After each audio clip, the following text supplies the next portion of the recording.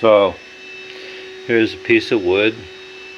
As you can see, it has cat scratches, and this is the solution I came up with to deal with cat scratching.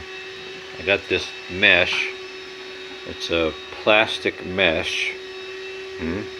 Yeah, you can get it at any hardware store. It's they're about an inch. The cells are about an inch wide.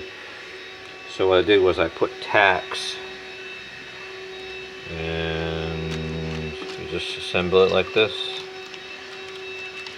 That's how you do it.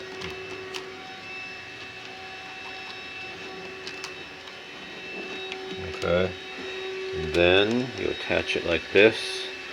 Now make sure the tacks are tight so it doesn't come loose. And there we go. Cat barrier. They don't like this stuff. As they try to scratch it, the nails get stuck on it, and then it's not cool, and I don't know, it's not that visible.